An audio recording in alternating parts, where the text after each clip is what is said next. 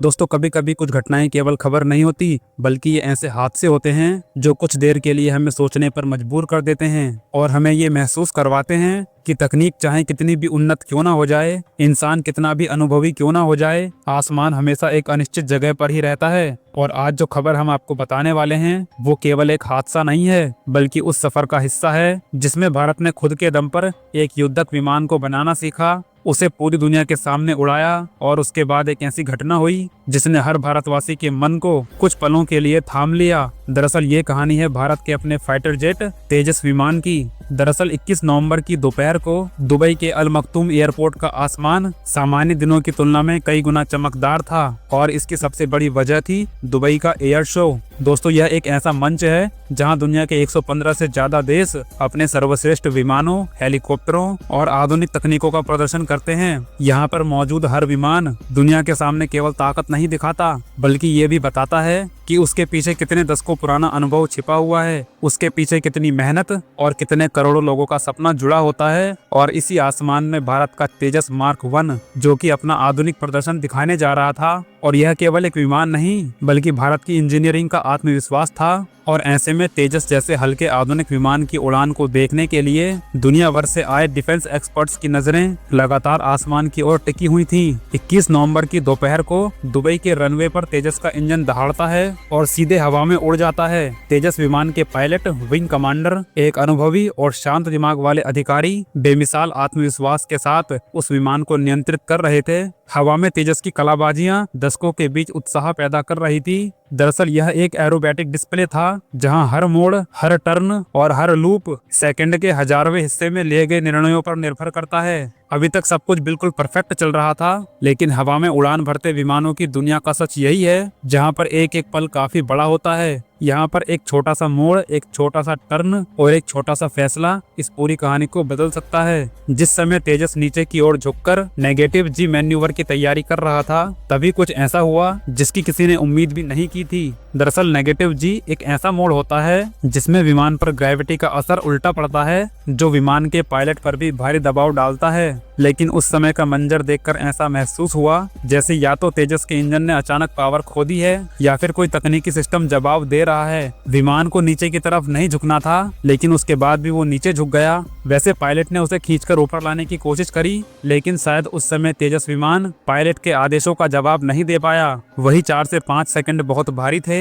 उस समय विमान तेजी के साथ नीचे की ओर बढ़ रहा था, चेतावनी के अलार्म बज रहे थे और पायलट उस विमान को आसमान की तरफ मोड़ने की हर संभव कोशिश कर रहा था। लेकिन पायलट की यह कोशिश पूरी हो पाती उससे पहले ही तेजस जमीन से टकरा गया और जमीन से टकराते ही आग की लपटें उठने लगी और आसमान में धुएं का सैलाब छा गया। उन तेज लपटों में केवल एक विमान नहीं था बल्कि उन हजारों इंजीनियरों का सपना भी था जो मात्र कुछ ही सेकंड में मिट्टी में मिल गया। वहां पर मौजूद लोगों की आंखें भर आईं क्योंकि किसी ने भी यह उम्मीद नहीं की थी कि दुबई के एयर शो में कुछ ऐसा भी देखने को मिल सकता है। लेकिन साथियों, हादसे केवल तकनीकी कहानियां नहीं होते बल्कि यह भावनाओं और संवेदनाओं से जुड़े होते हैं। इस पूरी घटना के बाद भारतीय वायुसेना ने तुरंत अपनी प्रक्रिया शुरू कर दी क्योंकि हर विमान हादसे के पीछे कई स्तर की जांच की जाती है जिसमें यह पता लगाया जाता है कि क्या यह हादसा तकनीकी खराबी की वजह से हुआ था या फिर इसके पीछे कोई और बड़ी गलती थी। इन सभी पहलुओं की विस्तार से जांच की जाती है और भारत जैसी जिम्मेदार एयरफोर्स कभी भी बिना तथ्यों के किसी भी निष्कर्ष पर नहीं पहुंचती। लेकिन इस घटना के बाद जो कुछ भी हुआ उसने एक अलग ही बहस को जन्म दे दिया। कुछ विदेशी मीडिया रिपोर्ट्स ने इस घटना को एक संतुलित तरीके से कवर किया और केवल सही तथ्य बताए। वहीं कुछ जगहों पर ऐसी बातें भी उठाई गईं जो इस घटना से डायरेक्ट संबंधित नहीं थी। कुछ रिपोर्ट्स में भारत की पुराने रक्षा घटनाओं का संदर्भ जोड़ा गया जबकि उनका इस क्रैश से कोई भी संबंध नहीं था। लेकिन यह भी सच है कि दुनिया भर की मीडिया केवल अपने अपने तरीके से खबरों को प्रस्तुत करती है। लेकिन यहाँ पर हमारा फोकस केवल तथ्यों पर होना चाहिए, ना कि उन निराधार बातों पर जो कि तकनीकी चर्चा में योगदान नहीं देते। और यहीं से ये कहानी तेजस के उस लंबे सफर पर लौटती है जो इस विमान को केवल एक मशीन नहीं बनाती बल्कि एक प्रतीक भी बनाती है। दरअसल तेजस का इतिहास 1980 के दशक से शुरू होता है जब भारत ने यह फैसला लिया कि अब उसे भी एक स्वदेशी फाइटर जेट बनाना चाहिए। यह वो समय था जब हम तकनीकी निर्भरता से बाहर निकलने का प्रयास कर रहे थे। साल 1983 में इस विमान का ब्लूप्रिंट बना, फिर धीरे धीरे उसकी तकनीक विकसित हुई। इसके अलावा आपको बता दें तेजस में 45% से ज्यादा कार्बन कंपोजिट इस्तेमाल हुआ, जो उसे काफी ज्यादा हल्का और मजबूत भी बनाता है। उसका डिजाइन छोटा, तेज और अत्यंत फुर्तीला है, जो कि आधुनिक हथियारों से लैस होता है। तेजस को बनाने में एडीए और HAL के हजारों इंजीनियरों ने मिलकर काम किया। तेजस को बनाने का सफर कई बार धीमा हुआ, कई बार रुका, लेकिन इस प्रोजेक्ट को बीच में नहीं छोड़ा गया। इस समय जो लोग ये कह रहे हैं कि तेजस विमान में कमियां थीं, वो शायद इस बात को नहीं जानते कि दुनिया में कोई भी ऐसा फाइटर जेट नहीं है जिसे दुर्घटना का सामना ना करना पड़ा हो।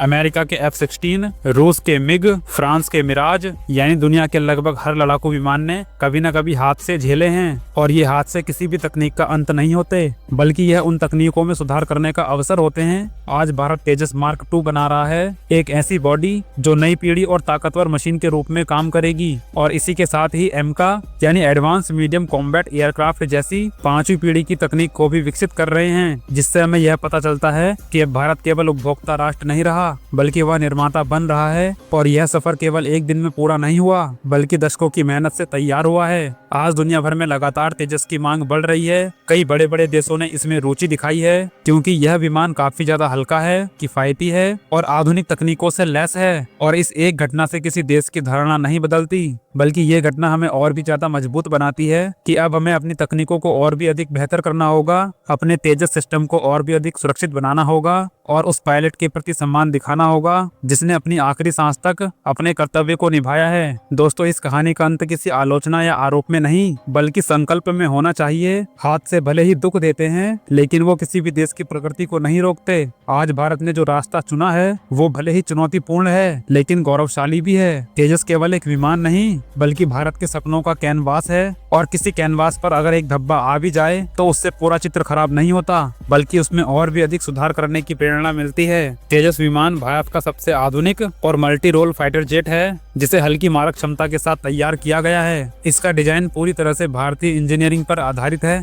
तेजस में आधुनिक एवियोनिक्स और रडार सिस्टम लगे हुए होते हैं, जो इसे दुश्मन के रडार से बचने और दुश्मन के हवाई आधारित लक्ष्यों को पहचानने में सहायता करते हैं। और इसकी मारक क्षमता काफी ज्यादा प्रभावशाली होती है, जो हवा से हवा में मिसाइलें छोड़ सकता है। तेजस में हल्का और शक्तिशाली इंजन लगा हुआ होता है, जो इसे तेज गति और ऊंची उड़ान पर ले जाने में सक्षम बनाता है। इसके अलावा तेजस को लंबे समय तक उड़ान भरने और जटिल युद्ध परिदृश्यों में टिके रहने के लिए डिजाइन किया गया है, जिससे यह न केवल भारत के लिए बल्कि पूरे क्षेत्र में हवाई शक्ति का मजबूत प्रतीक बनता है। आज अगर दुबई में भारत का तेजस विमान क्रैश हो गया है तो इससे भारत को थोड़ा बहुत नुकसान तो जरूर होगा, क्योंकि तेजस जैसे हाईटेक फाइटर जेट को बनाने में अरबों रुपये खर्च होते हैं और उसका नुकसान होना डायरेक्ट देश की सेना के बजट पर असर डालता है, क्योंकि तेजस में लगे बहुत से आधुनिक सेंसर, एवियोनिक्स और भारत की आधुनिक डिफेंस टेक्नोलॉजी विदेशी देशों को दिख सकती है, जिससे भारत की मिलिट्री टेक्नोलॉजी का रिस्क बढ़ सकता है। हम इस घटना में शहीद हुए पायलट को श्रद्धांजलि देते हैं और भारत के इंजीनियरों की मेहनत का सम्मान करते हैं और इस बात पर विश्वास करते हैं कि आगे आने वाला तेजस विमान पहले से कई गुना बेहतर, ज्यादा सुरक्षित और कई गुना दमदार होगा। दोस्तों, भारत का सफर यहीं पर नहीं रुकता, क्योंकि यह एक नया अध्याय है और आने वाले समय में ये कहानी और भी अधिक मजबूत होकर सामने आएगी। बाकी दोस्तों, दुबई में क्रैश हुए भारत के तेजस विमान के बारे में आप सभी का क्या कहना है? अपनी कीमती राय कमेंट बॉक्स में जरूर बताइए। तब तक के लिए जय हिंद, जय भारत।